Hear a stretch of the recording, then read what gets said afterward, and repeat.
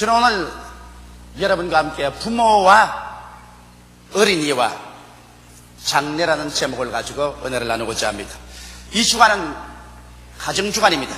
특히 오늘은 어린이에 대해서 우리와 함께 생각해 보고자 합니다. 시편 127편 3절에 보면 자식은 여호와의 주신 기업이요 태의 열매는 그의 상급이로다, 이와 같이 기록되어 있습니다. 이러므로 여러분, 우리가 자녀를 얻는 것은 우리가 원해서 얻고 우리가 싫어서 얻지 않은 것이 아니라 자녀는 하나님께서 여러분과 나에게 주시는 기업인 것입니다. 기업은 받아서 우리가 잘 가꾸어야 되고, 자녀는 또한 하나님이 상급으로 주시기 때문에 귀하게 느끼고 아름답게 우리가 가꾸어야 될 것인 것입니다. 인류 역사를 통해서 오늘날처럼 자식을 잘 기를 수 있는 교육적인 기회와 수단이 풍부할 때도 없었습니다.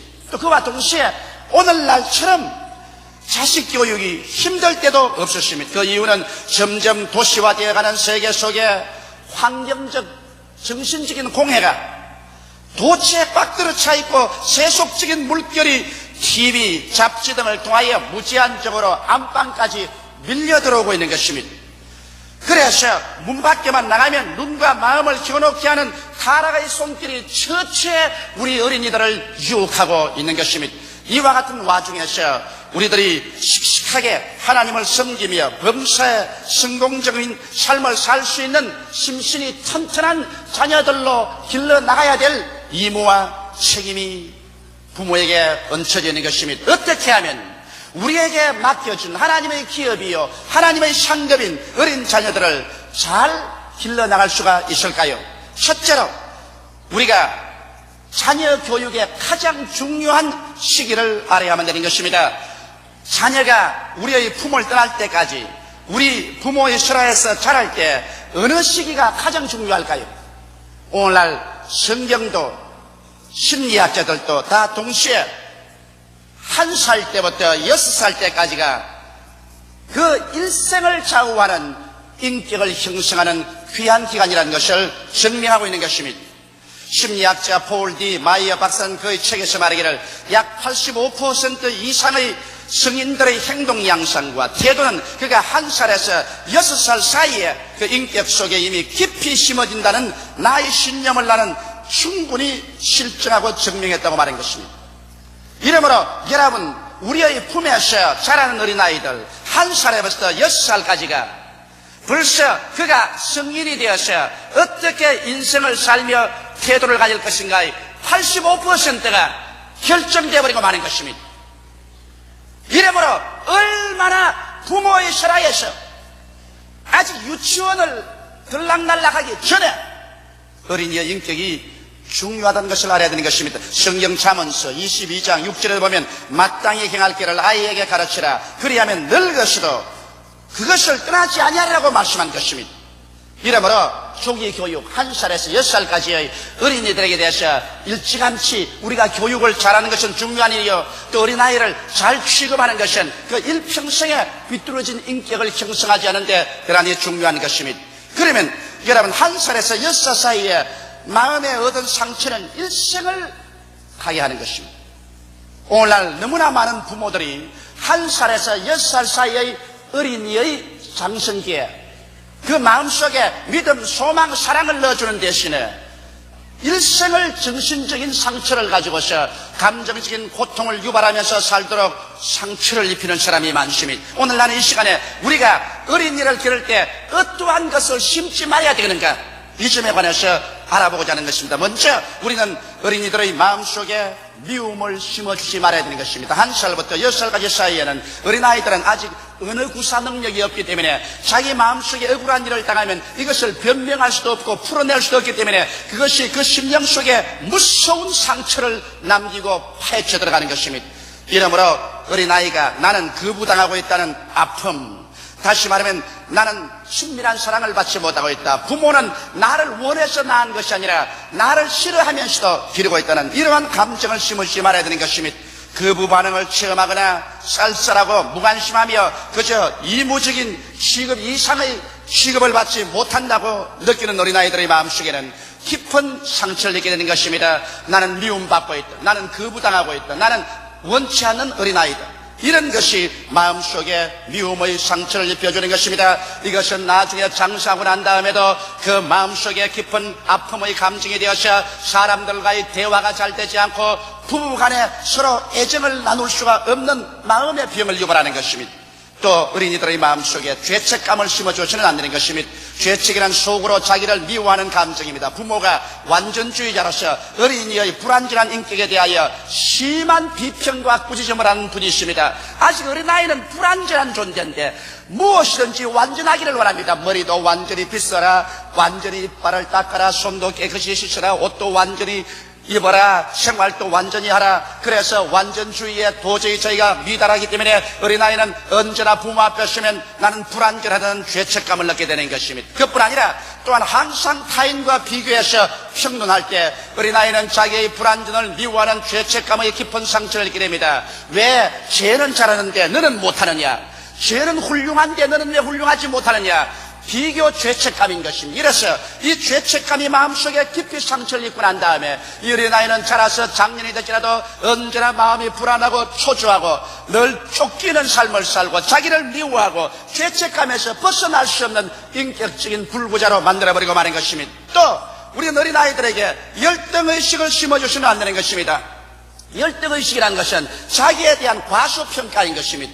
여러분, 자기에 대한 과대평가를 해서 교만해서도 안 되겠지만은 자기에 대한 과소평가를 해서 나는 못났다, 나는 아무것도 아니다, 나는 버림받아야 마땅하다, 나는 할 수 없다, 나는 못한다, 인간으로 만들어서도 안 되는 것입니다. 여러분, 열등의식이라는 것은 잘하는 점을 칭찬하지 않고 항상 못하는 점을 강조해서 꾸짖을 때 그 어린아이의 마음속에 깊은 열등의식을 넣어주고 마는 것입니다. 어린아이니까 잘못할 것도 있지요. 그러나 잘못한 것은 될 수 있으면 덮어주고 잘하는 것을 지적해서 이것을 강조해주면 마음에 자신이 흠량되고 긍정적인 인생의 태도를 취하게 됩니다. 그러나 무엇이든지 너는 왜 이것을 못하느냐, 너는 병신이다, 너는 바보구나, 아이고 바보야, 밥을 먹지 마라, 너는 밥통이다, 이렇게 말해놓으면 그는 열등의식으로 마음속에 가득 차지고 마는 것입니다. 이래서 나는 못하는 사람이 되어버리고 인생의 패배자로서 전락해버리고 마는 것입니다. 나중에 성인이 되고 난 다음에도 무엇을 시켜도 그 인격 속에 깊은 잠재의식 속에 나는 못한다의 인격이 생겨나기 때문에 주저하고 늘 초조하며 불안하고 결정을 내리지 못하는 심정이 되어버리고 마는 것입니다. 또 어린아이의 마음속에 공포감을 심어줘서는 안 되는 것입니다. 어린아이는 연약합니다. 아직까지도 대외적으로 자기 스스로를 변호하고 방어할 아무런 힘이 없습니다. 그런 어린아이에게 늘 협박과 공갈과 무서움의 상태로 떨어뜨려 두어서 공포감을 갖지 않게 되는 것입니다. 어린아이의 마음속에 무엇보다도 하나님에 대한 사랑을 심어줘야 되는 것입니다. 어린아이와 더불어서 하늘과 땅과 세계와 그 가운데 모든 것을 지으신 전지 전능 무소부지하신 크게 힘있는 하나님이 너를 사랑하고 계신다. 그 하나님이 너를 품어주신다. 그 하나님께서 그 아들 예수 그리스도를 보내셔서 너를 사랑하심으로 피를 흘리시고 죽었다가 부활하심으로 너를 품어주시고 사랑해주시고 계신다는 이 하나님의 사랑을 그 영혼 속에 1살에서 6살 사이에 깊이 넣어주면 그 어린아이는 마음속에 두려움을 극복하고 살아갈 수 있는 마음속 깊은 곳에 자신과 평안을 얻게 되는 것입니다. 이렇기 때문에 1살에서 6살 그 사이에 부모들은 가정에서 어린아이에게 하나님의 사랑을 깊이 넣어줘야 될 것입니다. 그럴 뿐 아니라 여러분, 어린아이의 1살에서 6살 사이를 지나서 국민학교에 들어가서 국민학교를 공부 마치고 난 다음에 중학교 시절 지날 때 가장 고통스러운 해가 다가오는 것입니다. 영어로는 트라우마틱 에이지라고 하는 것입니다. 정말 마음속에 고통과 괴로움이 다가오는 나이가 12살에서 16살인 것입니다. 왜냐하면 이제 12살에서 16살의 사이가 어린아이에서 청년, 장년으로 장성하는 기간인 것입니다. 이렇기 때문에 갑자기 그 육체적으로, 그 심리적으로, 그리고 그 생활 주변에서 거대한 폭풍우와 같은 변화가 다가오는 것입니다. 이 변화를 도저히 자기 힘으로 감당할 수 없을 만한 그러한 일들을 체험하게 된 것입니다. 다시 말하면 어린아이는 체내 호르몬의 변화가 다가오는 것입니다. 그래서 갑자기 12살에서 16살이 되자 호수염이 나기 시작하는 것입니다. 그리고 몸에 이상한 증상들이 나타나기 시작하는 것입니다. 이러므로 그 체내의 호르몬 변화는 무엇인지 모르게 마음에 불안을 가져오고 몸에 불안을 가져오는 것입니다. 또 나아가서 새로운 마음의 충동과 욕구가 생깁니다. 옛날에 아버지나 어머니 품에 안겨있던 그 시절과는 달리 스스로 독립해서 무엇을 하고 싶은 충동이 생겨나는 것입니다. 이성에 대한 그리움이 생겨나기 시작하는 것입니다. 욕구가 생겨나고 그 또 죄책이 마음속에 끓임시라는 것은 무엇을 어떻게 해야 될지 알지 못하기 때문에 무엇을 하더라도 잘못한 것 같아서 그 죄책을 떠날 수가 없습니다. 마음이 불안전하고 혼돈하며 또 거기에 대해서 반발심이 생기는 것입니다. 무엇이든지 부모에 대한 반발심도 생기고 군의에 대한 반발, 사회에 대한 반발심이 생겨나기 시작하는 것입니다. 이와 같은 가장 고통스럽고 몸부림치는 12살에서 16살의 어린 나이에 불량 청소년이 되기 쉽습니다. 가정을 이탈해 나가기도 하고 그리고 몰래 숨어서 담배를 피워보기도 하고 술을 먹어보기도 하고 친구들과 어울려서 잘못된 일을 하기도 하는 것입니다. 이러한 고통스러운 나이에 부모가 어린아이를 잘 돌보아 줘야 되는 것입니다. 이때 이해와 동정을 가진 사랑을 퍼부어 줘야 되고 인내를 가지고 늘 대화를 통해서 무엇이 옳고 그른가를 부모가 늘 이야기해 주고 대화를 통해서 그 어린아이의 정신적인 결핍을 채워줘야 되며 하나님 앞에 기도하도록 도와줘야 되는 것입니다. 그러고 난 다음 그 나이에는 선악에 대한 단호한 태도를 보여야 되는 것입니다. 선도 선이라고 말하고 악도 선이라고 말하면 안 됩니다. 이래도 좋다 저래도 좋다고 하면 안 되는 것입니다. 12살에서 16살 그 인격의 가장 고통스러운 시절에 그런 무엇이 진실로 선인지 악인지를 분별하지 못하고 있을 때 부모가 단호하게 이것은 해도 좋고 이것은 하면 안 된다는 울타리를 규정해 주어야 그가 올바른 인격적 성장을 하는 것입니다. 이렇기 때문에 선은 칭찬해주고 악을 행할 때는 부모가 단호한 태도를 취해서 그런 거부식이고 안 되면 채찍이라도 때려야 되는 것입니다. 성경은 잠언서 29장 15절에 말하기를 채찍과 꾸지람이 지혜를 주거늘 임의로 하게 내버려 두면 그 자식은 어미를 욕되게 하느니라. 잠언서 23장 13절에 아이를 훈계하지 아니지 말라. 채찍으로 그를 때릴지라도 죽지 아니하리라. 이러므로 12살에서 16살의 나이에 잘못될 때는 불러다가 종아리를 때리고 채찍을 때렸으라도 그 반항심을 꺾고 올바른 길을 걸어가도록 해주는 것은 부모가 해야 될 마땅한 의무요 책임인 것입니다.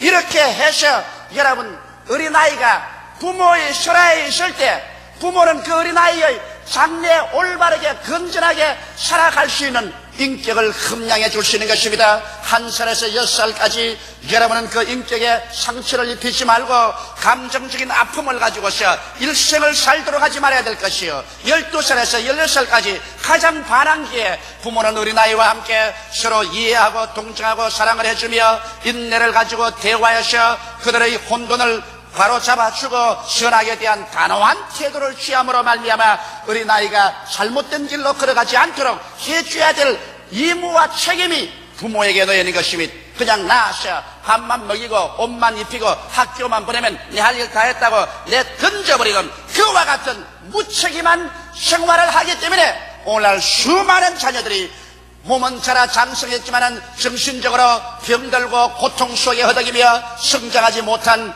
국민들이 되어버리고 마는 것입니다. 둘째로 이제 어린아이들에게 올바른 생활의 지혜를 가르쳐줘야 되는 것입니다. 인생을 살아가는데 어떻게 살아갈까? 어린아이들은 그 지혜를 가정에서 살 동안에 부모를 바라보고 배우는 것입니다.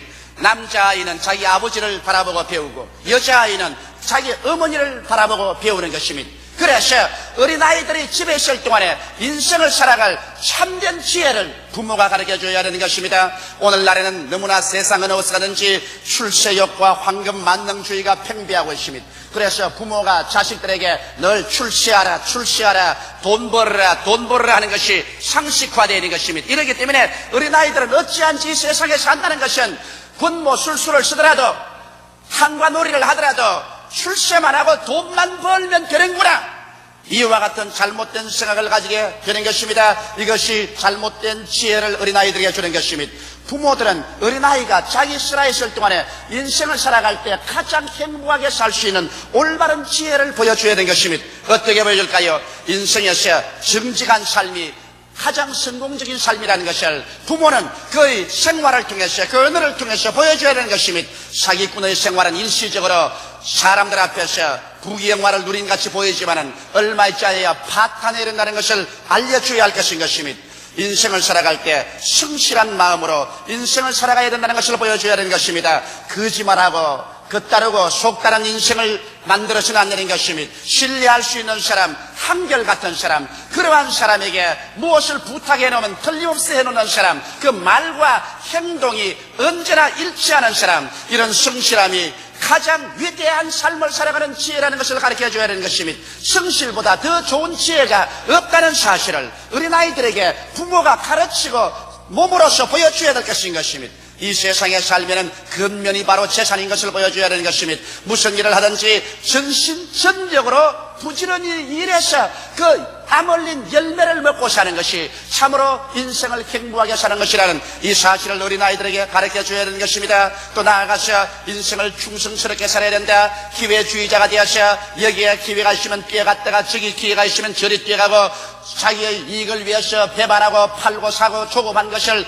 쉬지 않고 행하는 그런 인생이 되어서는 안 된다. 무슨 일을 하더라도 한 가지 일을 일생 동안 충성스럽게 해야 되는 것이다.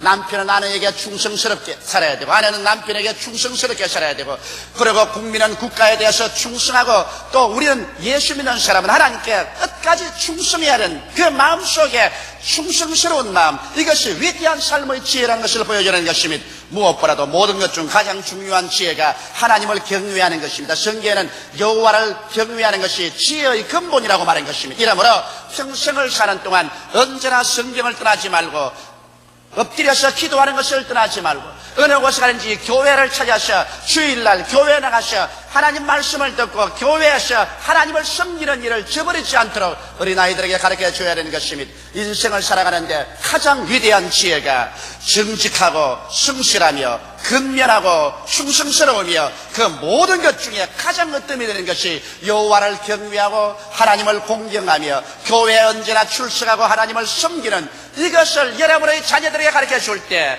이 자녀들은 이 위대한 지혜를 가지고 인생을 살아가면 비록 조그만하게 살더라도 행복하게 살고 또 크게 성공할지라도 그것으로서 억길로 가지 않게 되는 것입니다. 이러기 때문에 부모는 자기 신하의 자식들이 있을 때 이러한 지혜를 가르쳐 주어야만 할 것인 것입니다. 셋째로 여러분 자녀를 기를 때 자기의 소질을 따라 나가도록 도와줘야 되는 것입니다. 인생이란 것은 자기 성취인 것입니다. 하나님께서 각 사람에게 각각 다른 소질을 주어서 내보내 주었기 때문에 자기 성취를 하고 살 때 행복한 것이지, 아버지의 욕구를, 어머니의 기대를 어린아이가 덮어 씌워서 자기는 원치도 아니하는데 아버지가 원하기 때문에 할 수 없이 이렇게 해야 되겠다. 엄마가 너무나 원하기 때문에 엄마를 실망시킬 수가 없어서 내 개인의 모든 기대를 꺾어버리고 엄마의 욕망을 이루어야 되겠다. 이렇게 만들어서는 안 되는 것입니다. 아버지와 엄마는 아버지와 엄마로서의 자기 세대를 살아가는 것입니다. 자식은 또 자식으로서 자기 세대를 살아가는 것입니다. 엄마와 아버지가 할 수 있는 일은 자식이 살아갈 수 있는데 최대의 소질을 개발할 수 있도록 도와주는 것밖에는 그 이상하지 말아야 될 것인 것입니다. 사사기 9장 8절로 13절에 보면 아주 재미있는 이야기가 있는 것입니다. 여기에 보면 나무들이 모여가지고서 우리 임금을 하나 뽑자 그랬습니다. 그래서 나무들이 다 모아서 이제 임금을 뽑으러 이리저리 동분서주를 합니다. 나무들이 처음 간 나무가 감람나무입니다. 감람나무를 보고 감람나무여, 당신은 수리하고 좋습니다. 그 사막에서도 수백 년 수천 년이 지나도 쉬지 않고 자라면서 열매를 맺습니다. 당신이 우리들의 임금이 되어 주십시오. 그러니까 감람나무가 고개를 슬렁슬렁 넘으면서 말하십니다. 나의 기름은 하나님과 사람을 영화롭게 하나니 내가 어찌 그것을 버리고 왕이 되리요. 나는 나의 천분이 있다. 내가 해야 될 사명이 있다. 나는 기름을 내어서 그래서 하나님과 사람을 영화롭게 하는데 그 나의 본분을 버리고 나의 근본적인 사명과 소질을 버리고 내가 분수에도 맞지 않은 왕이 되려고는 하지 않는다. 그래서 나무들이 감람나무에서 실망을 하고 무화과나무를 찾아가셨습니다. 그래서 무화과나무에게 뭐라십니다. 무화과나무여, 당신은 참으로 겸비한 나무인즉 당신이 우리에게 왕이 되소서. 무화과나무가 대답하기를 나의 단 것 나의 아름다운 실과를 내가 어찌 버리고 왕이 되리요. 나는 왕이 안 된다. 나의 본분이란 속으로 꽃이 피어서 달고 단 무화과나무를 만들어서 이 열매를 사람들에게 먹이는 것이 나의 직분이다. 내 직분을 버리고서 내 천성의 소질을 버리고서 내가 왕이 된단 말인가. 나는 왕이 안 되겠다. 그러자 또 나무들이 포도나무에 찾아갔습니다. 그래서 포도나무여, 당신이 우리의 왕이 되어 주십시오. 그러자 포도나무가 고개를 슬슬 들었습니다. 하나님과 사람을 기쁘게 하는 나의 세수를 내가 어찌 버리고 가서 왕이 되리요? 나는 왕 못 된다. 내 이 세술은 하나님도 기뻐하고 사람도 기뻐하는데 왜 내가 왕이 돼요? 나는 나의 본분을 다 해야지. 그래서 여기에서 나무들이 그 좋은 감람나무에 가보니 감람나무는 자기 사명과 소질대로 가겠다고 말하고, 무화과나무에 가니까 무화과나무도 자기의 사명과 소질대로 가겠다 그러고, 포도나무에 가도 포도나무가 나는 내 사명과 소질로 가지 내 분수에도 맞지 않고 내 사명에도 맞지 않은 왕은 안 되겠다고 그러셨습니다. 그래서 나무들이 할 수 없어 가시나무에 갔습니다. 막 가시가 덥고 몰골이 사나운 가시나무에 가셔. 가시나무여, 너가 우리의 왕이 되려니까 일어나서 얼씨구나 줬다 절씨구나 줬다 오냐 왕이 되겠다. 모두 다 내 품으로 돌아오라 고함을 쳤습니다. 이 못난 게 자기 직분을 버리고서 분수에 넘치는 일을 하려고 하는 것입니다. 못난 송아지 엉덩이에 뿔 난단 말인 것입니다. 이 가시나무가 왕이 될 자격이 있습니까? 오늘날 못난 인생이 자기 분수를 뛰어넘어 자기 소질을 뛰어넘어 탐욕으로서 무엇을 바라다가 자기도 망하고 수많은 사람들도 망하게 하는 것입니다. 하나님께서 이 세상에 사람을 내보낼 때 그 사람의 소질대로 하나님께서 은사를 주신 것입니다. 그러므로 자기의 소질을 다 발견해내서 감람나무면 기름을 산출해야 되고, 무화과나무면 단 아름다운 실과를 내야 되고, 포도나무면 하나님과 사람을 기쁘게 하는 세수를 만들어내야지. 포도나무가 감람나무처럼 기름을 낼 수도 없고, 무화과나무가 포도나무처럼 술을 낼 수도 없으며, 감람나무가 무화과처럼 단 열매를 낼 수가 없는 것입니다. 이러므로 자녀를 기르는 부모님 여러분은, 여러분의 자녀들은 하나님께서 여러분에게 맡겨놓은 기업이기 때문에 자녀들의 소질을 발견해서 그 소질대로 인생을 살도록 도와줘야 하는 것입니다.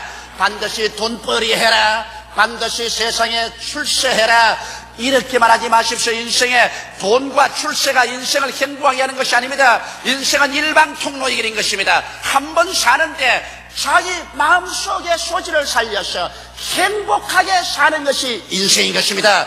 돈을 많이 쌓아놓고 좋은 옷을 입고 그릇 고각의 집에 살면서도 불행하고 슬프게 일생을 보내는 것은, 그것은 인생이 아닌 것입니다. 인생의 참으로 성공은 물질의 풍부함에 있지는 않습니다.